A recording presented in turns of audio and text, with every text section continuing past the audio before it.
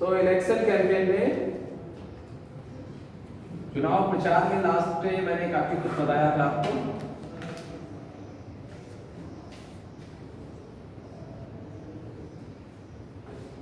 कि जो political parties और इंडिपेंडेंट लीडर्स हैं, सबसे पहले तो ये इलेक्शन कमीशन में अपना नॉमिनेशन कराते हैं, एक फॉर्म भरते हैं और उससे फिर ये एलिजिबल हो जाते हैं चुनाव लड़ने के लिए। और एक टाइम पीरियड दिया जाता है, इलेक्शन कमीशन एक टाइम ड्यूरेशन देता है लगभग 1 महीने के आसपास का, जिसमें सभी राजनीतिक दल और इंडिपेंडेंट ये कैंडिडेट्स हैं, ये अपना अपना प्रचार करते हैं, जनता के बीच में जाते हैं और अपने लिए वोट मांगते हैं। इसमें से इलेक्शन कमीशन की एक गाइडलाइन होती है जिसको फॉलो करना पड़ता है, और उस गाइडलाइन में हर समय हर बार जब भी नया इलेक्शन आता है तो कुछ ना कुछ 2-4 पॉइंट ऐसे होते हैं जो नए ऐड हो जाते हैं और कुछ पुरानी चीज़ों में बदलाव भी किया जाता है।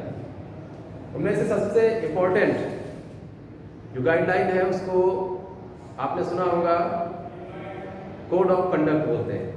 क्या कहते हैं? Code of conduct.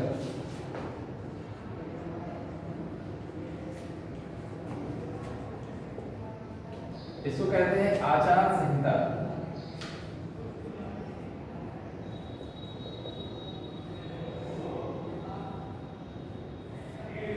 शायद आपने इलेक्शन के टाइम पीरियड में सुना होगा कि आचार संहिता लगी है, इंग्लिश में कहते हैं कोड ऑफ कंडक्ट। ये कुछ रूल्स और लॉस का सेट होता है जो इलेक्शन कमीशन चुनाव प्रचार के टाइम पीरियड में, चुनाव अभियान के समय जारी करता है, अखबारों में भी निकलता है। और इसके तहत जो पार्टिसिपेंट्स हैं, जो कैंडिडेट इलेक्शन में पार्टिसिपेट कर रहे हैं, उनको कुछ नियमों का पालन करना पड़ता है। अगर वो इन लॉस को, कोड ऑफ कंडक्ट को ब्रेक करते हैं तो फिर उनके ऊपर फाइन लग सकता है, और ये भी हो सकता है कि उनको इलेक्शन से, इस कॉम्पिटिशन से बाहर कर दिया जाए, उनका जो नॉमिनेशन है, नामांकन रद्द कर दिया जाता है, और अगर बड़ा केस है कोई तो फिर उसमें उनको जेल तक हो सकती है,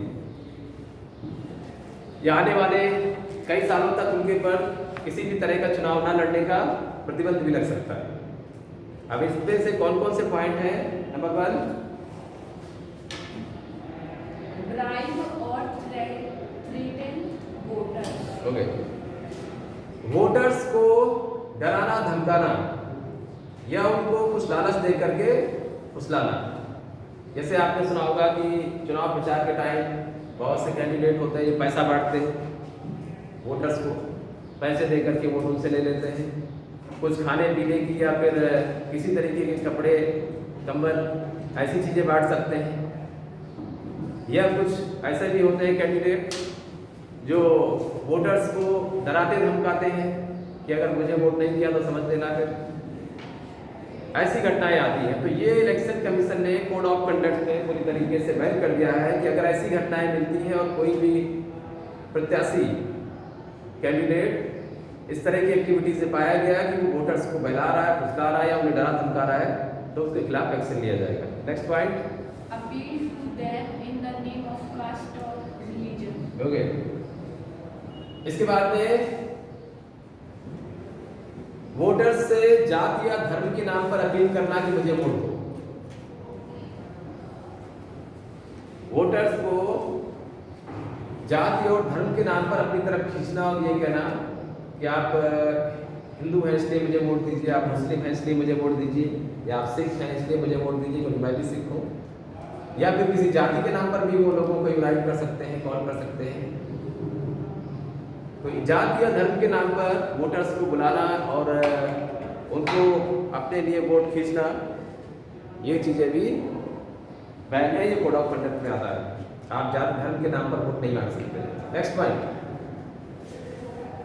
use government resources for election campaign. Government resources, सरकारी संसाधनों का, गवर्नमेंट की किसी भी प्रॉपर्टी का, गवर्नमेंट ऑफिसर्स का या फिर गवर्नमेंट व्हीकल्स का कोई भी कैंडिडेट इस्तेमाल नहीं करेगा।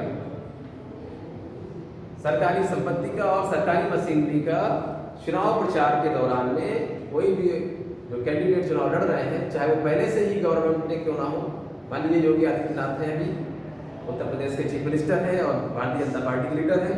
अब अगला इलेक्शन अगर आता है, उसमें चुनाव प्रचार के दौरान अगर ये गवर्नमेंट ऑफिसर्स का या फिर गवर्नमेंट व्हीकल्स का या किसी गवर्नमेंट बिल्डिंग का इस्तेमाल करते हैं अपने लिए, तो ये इलीगल है और इलेक्शन कमीशन इसके खिलाफ एक्शन ले सकता है।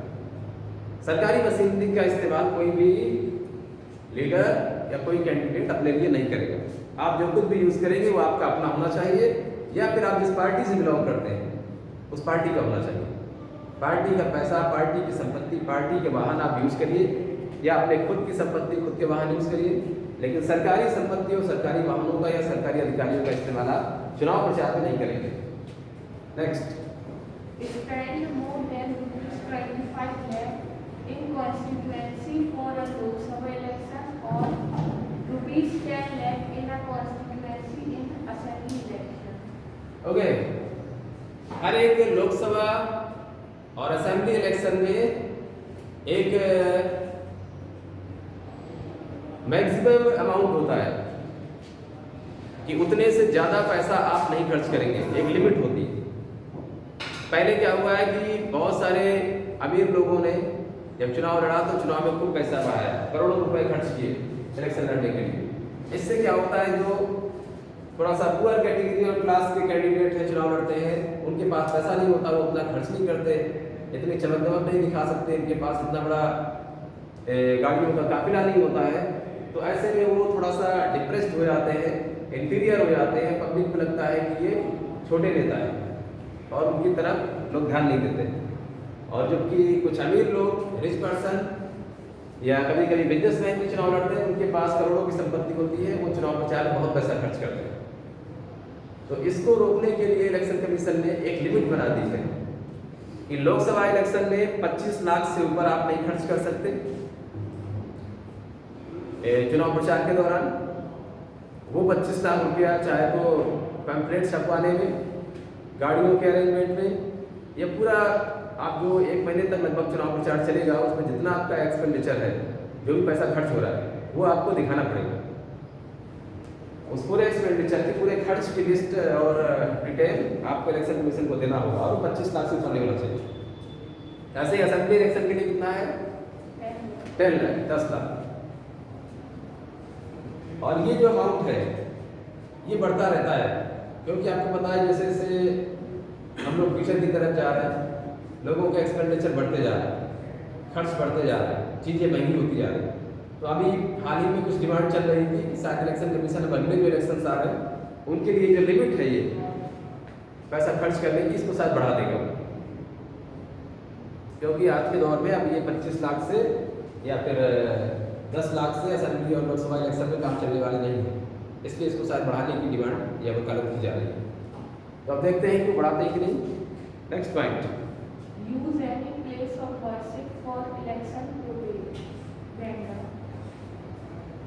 चुनाव प्रचार के लिए या लोगों को मोटिवेट करने के लिए, अपनी तरफ ध्यान खींचने के लिए किसी भी वर्शिप प्लेस का, मतलब मंदिर, मस्जिद, गुरुद्वारे, इन सब का इस्तेमाल नहीं किया जा सकता। कोई भी प्रत्याशी मंदिर, मस्जिद या गुरुद्वारे को यूज करके वहां पर चुनाव प्रचार या असेंबली नहीं कर सकता। किसी भी धार्मिक स्थल का उपयोग चुनाव में या चुनाव के प्रचार के लिए पूरी तरीके से बैन है, बना है।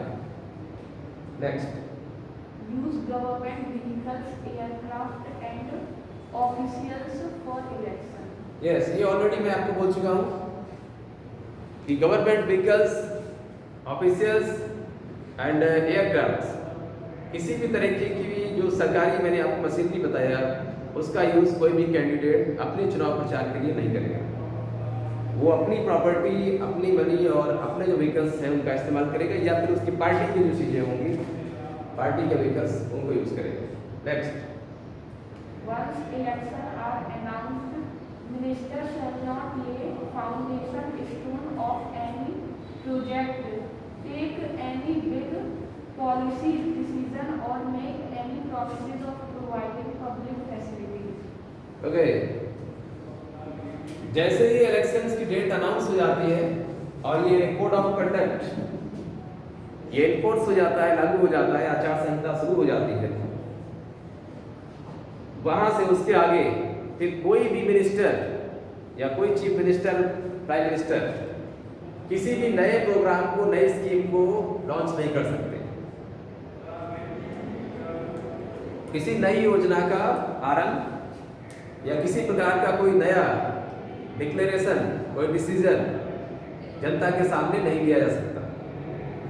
जो सारे डिसीजंस हैं और जो भी प्रोग्राम स्कीम्स हैं पब्लिक वेलफेयर के लिए, वो इसी कोड ऑफ कंडक्ट के लागू होने से पहले की जा सकती है।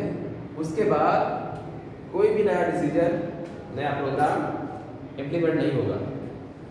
बस जो प्रोग्राम चल रहे होंगे पहले से उन पर काम तो होता रहेगा, लेकिन कोई नई स्कीम, नई योजना जिससे कि जनता भड़क जाए या जनता को लालच में ले लिया जाए, ऐसा कोई भी आप मंत्री रहते हुए या मुख्यमंत्री, प्रधानमंत्री रहते हुए कोई भी पर्सन ऐसा कुछ नहीं कर सकता। Okay, next.